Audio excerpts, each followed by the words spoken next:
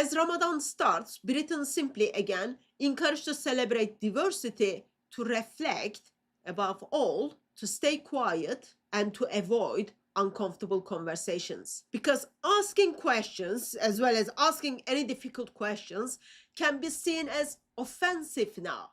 So instead, let's remember the contributions that unchecked multicultural policy, ideological blindness, and institutional fear have made to modern Britain. So let's reflect using the numbers that journalists, whistleblowers, and formal officials have already published, that which simply polite British society pretends to not notice. We are often told that Muslims makes about 6.5% of the UK population as a legal residents, right? So those are the official figures. That does not include illegal immigrants who are coming into the country, as well as that doesn't include people who come and then they overstay their visa. So those are the numbers that we are allowed to talk about. Now let's compare that to the statistics that we are not encouraged to talk about.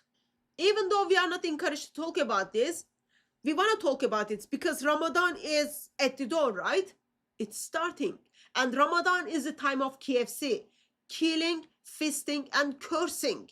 We want to know how this 6.5% of Muslims contribute to our society. So, according to compiled reporting cited by journalists such as David Atherton, roughly 97% of terror-related deaths on British soil since 2000 are attributed to the Islam. If overseas attacks are involved, British citizens are included, such as what happened in Tunisia 2015, where 30 Britons were murdered, that figure rises over 97%. So, what we have here, this is one ideology repeatedly producing the same outcome, and authorities keep looking on the other way. So, this ideology simply gets immunity, right? Islam simply gets immunity. At various points, around 90% of individuals on MI5 terror watch list were linked with Islam. That number is now close to the 75%, not 6.5%, not even close. So the question isn't why talk about this. The question, why aren't we allowed to?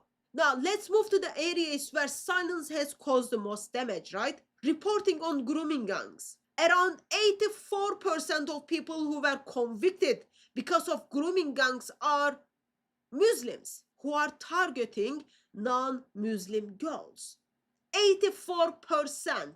That's what Islam contribute to the Britain. And in all, one of the most disgusting thing is that authorities admitted that they failed to act sooner because they feared being accused as Islamophobia or racism. So instead, they protect their reputations and simply sacrifice kids, right? Other figures that has been published express around 18% of UK prison population is Muslim. 18%. Estimated thousands of FGM cases per year is happening. And FGM is illegal in UK. In some areas, kids are about twice as likely to have certain birth problems because of cousin marriage. Approximate 48 to 49% of working age Muslim adults do not work. Around 27% living in social housing. Is this insult to the British people, or is this simply failed policy? And refusing to discuss them doesn't help Muslims. It doesn't help Islam. Remember Bro Market attack? 8 people were murdered in the heart of London. It wasn't Warsaw. It wasn't overseas. It's at home, in streets of London. And what followed wasn't grief. It was simply silence. And silence out of fear. Fear of naming the ideology. Fear of calling it, this is Islam. Fear of looking at the patterns, checking them. Fear of being labeled something unspeakable in modern Britain, Islamophobic. Here's the truth Britain avoids. You can defend all your citizens, Jews, Christian, Muslims, pagans, atheists, godless, while challenging their ideology. You can oppose bigotry, without protecting ideas that simply produce harm. As Ramadan begins, reflection is important, but reflection without truth is just a ritual. Silence isn't compassion, it is surrender. Britain doesn't need more silence. Britain needs courage. Britain needs honesty. Britain needs leaders willing to say, protect people, challenge ideologies, and stop pretending these are the same thing.